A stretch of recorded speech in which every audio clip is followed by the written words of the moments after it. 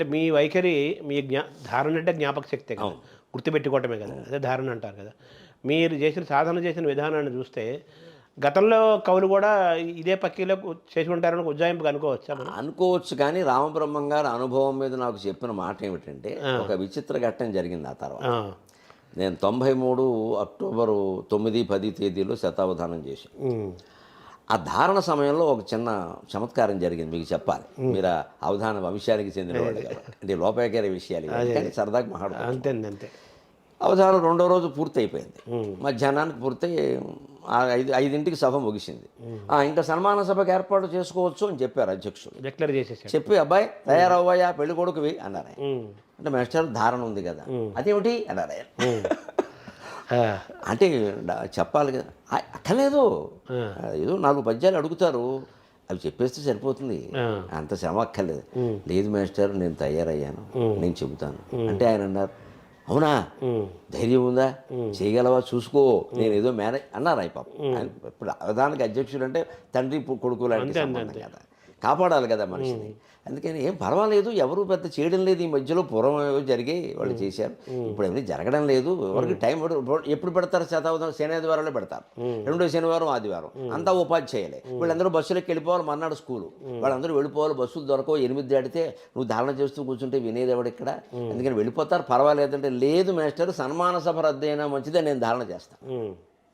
అదే చెవుల్చుకోమనండి 5 నిమిషాల్లో, దండలేయడమే కదా, ఏముంది ఇది. అది నాకు పద్ధతిగా జరగాలంటే నేను తయారయ్యాను, నేను చెప్తాను అంటే, కోడలు కొడుకును కంటానంటే అత్తగారు వద్దంటుందా అని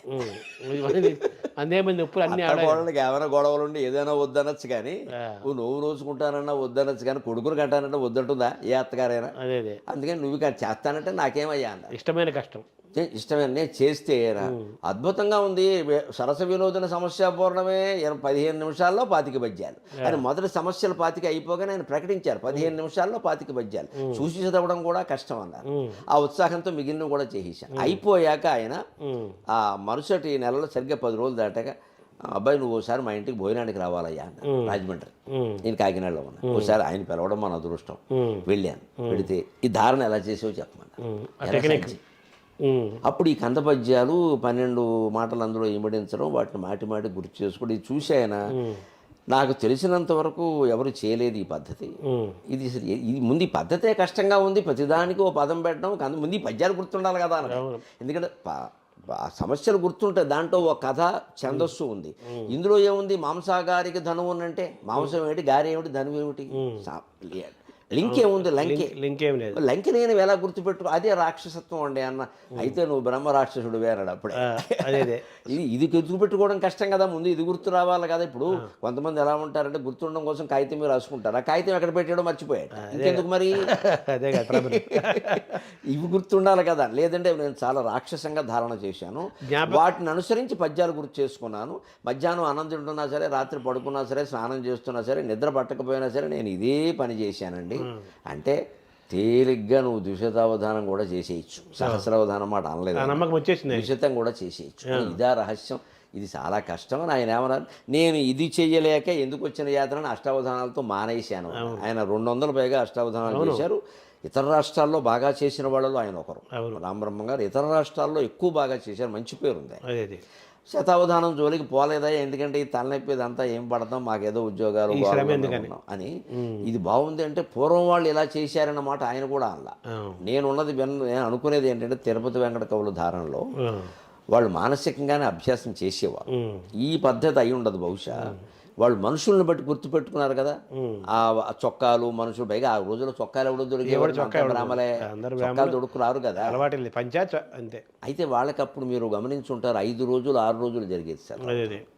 వాళ్ళని మనం తక్కువ అంచనా వేయద్దు. మేము 2 రోజులు కాలమాన పరిస్థితులు బ్రాహ్మణ పృచ్ఛకులండి. వీళ్ళు సంధ్యావందనాలు మానేసి దేవతార్చన మానేసి ఇక్కడ కూర్చుంటారు, ఏమిటి త్రికాల సంధ్య చేస్తారు. అందుకని 10ంటికి వచ్చి 12ంటికి వెళ్ళిపోయేవాడు, 3ంటికి వచ్చి 5ంటికి వెళ్ళిపోయారు. రోజుకు 4 గంటల మించి సమయం లేనప్పుడు 5 రోజులు చేయకపోతే ఎలాగా? అందుకని ఈ ధారణాభ్యాసానికి ఆయన కూడా ఆశ్చర్యపడి ఆనందపడి, ఇదివరకు ఎవరు చేసినట్టుగా నేను చూడలేదు. ఇది పద్ధతి, ఈ ప్రాక్టీస్ని బట్టి చేయొచ్చు అన్నారు. అదే మోసలో సరే ఒక బండిలో నా 10 బస్తాలు వేసినప్పుడు 100 బస్తాలు వేయాలంటే 10 బళ్ళు కావాలి అంతే అని నేను ద్విశతావధానం ఏలూరులో చేసినప్పుడు 96లో, అలాగే సహస్రావధానానికి ఇదే ప్రణాళిక ప్రకారం వేసుకెళ్ళి సహస్రావధానం కూడా శేష పద్యాలు పెట్టాను. కంద పద్యాలు అయితే అవే 100 అయిపోతాయి. మరి 750 పద్యాలు అప్పటికి. అవునవును. శేష పద్యంలో మీకు 4 పాదాలు పైన ఉంటాయి, కింద తేటగీత ఉంది. ఒక దాంట్లో 50 పద్యాలు, 50 పదాలు ఇమిడించవచ్చు. అలాగే 15 శేష పద్యాలు, 15 × 50 750 పద్యాలు. అలా చేసుకుని అంటే 21 రోజులు అదే పని. అంటే అవధానానికి ప్రధానంగా ఉండాల్సింది ధారణ కదా. అంతే. ధారాశుద్ధిగా పద్యాన్ని చెప్పటం ఆసువుగా, తర్వాత ధారణ దాన్ని గుర్తుపెట్టుకొని తిరిగి చెప్పటం అనేది.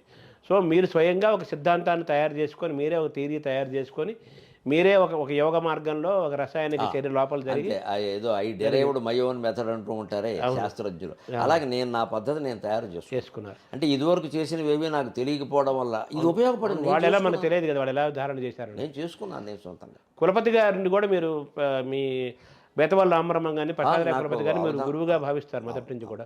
కులపతి గారి దగ్గర ఈ టాపిక్ ఎప్పుడు రాలేదా, ఈ ధారణ సంబంధించింది? ఆయన అసాధారణమైన ధారణ కదా ఆయనది కూడా. ఆయన అసాధారణమైన అసలు ఆశువుగా పద్యం చెప్పడం విషయంలో కులపతి గారు చాలా గట్టివి. అందులో పద్యం పాడడం అనేది ఉంది, అది శ్రీనాథుడు నిలబడి పాడుతున్నట్టే ఉంటుంది. ఆయన అవధానం స్వయంగా నేను చూడలేదు, ఎందుకంటే నేను రంగప్రవేశం చేసే సమయానికి పృచ్ఛకుడుగా పాల్గొనే సమయానికి కూడా ఆయన అవధానాలు చేయలేదు. 65 అంటే నేను పృచ్ఛకుడుగా రంగప్రవేశం చేసింది 88. అప్పటికి గుంటూరులో ఆయన అధ్యక్షత వహించేవారు. మంచి ధాటిగా పద్యాలు చెప్పేవారు. అయితే నాలో ఉండే ఆశు కవిత్వాన్ని ప్రోత్సహించింది ఆయనే. అక్కడ దత్తప్రసాద్ అని ఒక హిందీ మాస్టర్ ఒక ఆయన, కులపతి గారి శిష్యులే. కులపతి గారు వీళ్ళు కాస్త ఇతనిలో పలుకుంది అని మన దత్తాత్రేయ గండూరి వారు, కడిమెళ్ళ వారు చేస్తుంటే నన్ను పృచ్ఛకుడుగా పెట్టేవారు. దేనికి పెట్టేవారు? చందోభాషణానికి పెట్టేవారు. అప్పటికప్పుడు నువ్వు చెప్తావు కదా సరదాగాను, ఆయనతో పాటుగా పద్యం ప్రాక్టీస్ అయినట్టు. మరి ఆ చందోభాషణానికి ఇతను కూడా కొంచెం పద్యం వేగంగా చెప్పగలిగేవాడు అయి ఉండాలి. అలాంటి వాళ్ళు పెట్టేవారు. నాకు అందులో కాస్త అనుభవం వచ్చింది. అలా కులపతి గారు కేవలం ఆశు కవితా ప్రదర్శన చేయించారు. నా 92 నేను అవధానం అన్నాను, కానీ అంతకుముందు ఆశు కవితా ప్రదర్శనలు చేశాను గుంటూరులో. అప్పుడు నాకు చిన్న బ్రీఫ్ కేసు ఇచ్చారు, ఎప్పటికుంది నా దగ్గర. అది 1 గంట సేపు పూర్తిగా ఆశువులే, అందులో కూడా సమస్యలు దత్తపదులు అడిగేవాళ్ళు చెప్పడం. అలాంటివి కులపతి గారు, దత్తప్రసాద్ గారు దగ్గరుండి చేయించారు. ఆ రకంగా వారు నాకు గురుతుల్యులే ఆ మార్గాలు. అంటే మీకు బేతవల్ల రామబ్రహ్మం కానీ ప్రసాదరాయ కులపతి కానీ ప్రధానంగా మీరు ఎప్పుడు వాళ్ళిద్దరి గురించి ప్రత్యేకంగా ఎప్పుడు మీరు చెప్తుంటారు. సో ఆశువుని మీతో ప్రాక్టీస్ చేయించడం ద్వారా, ప్రోత్సహించడం ద్వారా కులపతి గారు, రామబ్రహ్మం గారు మీ అవధానాలకు అధ్యక్షుడిగా ఉండి మిమ్మల్ని ప్రోత్సహించారు. రామబ్రహ్మం గారి ప్రోత్సాహం ఎలా ఉండేదంటే, ఊరికే ఏదో ఇతన్ని మెచ్చుకుంటే నన్ను మళ్ళీ సంచాలకుడుగా పెట్టుకుంటాడు కదా అని ఒక గ్రూప్ మెయింటైన్ చేద్దామని చూసే మనిషి కాదు. చాలామంది కవులు పండితులు అలా ఉంటారు, నువ్వు ఎప్పుడు చూసినా నన్నే బిలే అన్నట్టుగా. ఇదంతా స్వార్థాలు ఇవన్నీ. ఆయన అలా ఎప్పుడూ లేదు. నేను మొదట అవధానం చేయడిగానే ఆయన అన్నది ఏమిటో తెలుసా? అబ్బాయి ధారణ బ్రహ్మాండంగా ఉంది, కానీ పాండిత్యం ఉండాలని. అంటే కాస్త సంస్కృత సమాసాలు దాటి పెంచుకున్నాడు. దాక్షారామంలో కాస్త దాని మీద శ్రద్ధ పెట్టాను. మంచి ప్రౌఢమైన సమాసాలు అని ఇలా ఆయన బాగుంది, పలుకు బాగుంది అని చెప్పి, ఇప్పుడు కాస్త రాగం జోడించి కొద్దిగా అభ్యాసించి సంగీతం అని మా శ్రీమతిని పిలిచి, అమ్మాయి వీడికి నాకు 4 రాగాలు నేర్పు అనేదో అనేవాడే. అంటే దాని మీద దృష్టి పెట్టడం. ద్విశతావధానం ఏలూరులో చేసే సమయానికి నేను నెమ్మదిగా ఆ సంగీత ధోరణిలో కాస్త రాగం తీసినట్టు పాడడం కూడా నేర్చుకున్నాను. సరిదంతర్మృదు భావ సంకలిత వాక్సారం ఉదీపింపగా అంటే అది నాకు కావాల్సింది అనేవారు. అంటే ముందు మామూలు ప్లెయిన్గా చెప్పేవాళ్ళ పద్యం అదేం లేదు, కానీ డ్రామాలో పద్యం పాడినట్టు ఉండేది.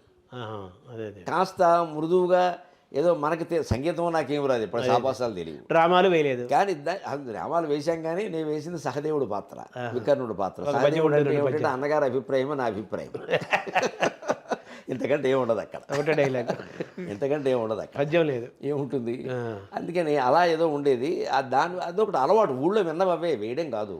పౌరాణిక నాటకాలు చూసాం, పద్యం అలాగా, అది కొంత అలవాటు. కానీ భావానికి అనుగుణమైన రాగం, దాని రాగం అందుకునేలాగా అభ్యాసం చేయడం అనేది నేను స్వయంగా చేశాను. ద్విశతావధానం ఒక నది పద్యం చెబుతున్నాం, మన వసు చరిత్ర మీద అడిగారు. గిరికాసారమునందు దోచు సొగసుల్ కేల్వంతిగా నందియున్ గిరికి బుట్టిన కన్యకామణికి అని అలా చెప్పుకుంటూ వెళ్ళడం అనమాట. అలా కాస్త చివరిలో సాగదీయడం ఏదో పెడితే కొంచెం రాగం బాగుండు, అది అలా అభ్యసించేయనివి. ఇలాగైనా ముందు ధారణ, తర్వాత పాండిత్యం, తర్వాత కాస్త సంగీత ధోరణి. ఎందుకంటే 96 నాటికి మీకు నాగపణి శర్మ ఉచ్చస్థానంలో ఉన్నాడు, శిఖరాగ్రస్థాయిలో. నిజానికి అవధానాలకి రాజకీయమైన వైభవాన్ని, ప్రభువుల ప్రాపకాన్ని కల్పించింది అతనే. నిజంగా మనం నమస్కరించాలి. దాని విలువ పెంచాడు. గ్లామర్, ఒక అవధానానికి మీరు ₹1,00,000 ఇచ్చినా తక్కువే అన్న భావన కలిగించాడు. స్టేటస్, గ్లామర్, ఒక రాజసం, అవధానాలకి ఒక రాజసం కలిగించాడు. అతను అవధానంలో చేయడం అతనితో పోటీ అప్పుడు, అంతే కదా. అంతే మేడసాని మోహన్ భగత్ సింగ్ ఇప్పుడు ఆయన ఇంకా మనకంటే వయసులోనూ పెద్ద, అవధానాల్లోనూ పెద్ద, వాళ్ళతో పోటీ పడ్డాం. అలాగా మనం పోటీ పడినా పడకపోయినా జనం అంటారు కదా, కంపేర్ చేస్తారు, చేస్తారు తప్పనిసరి.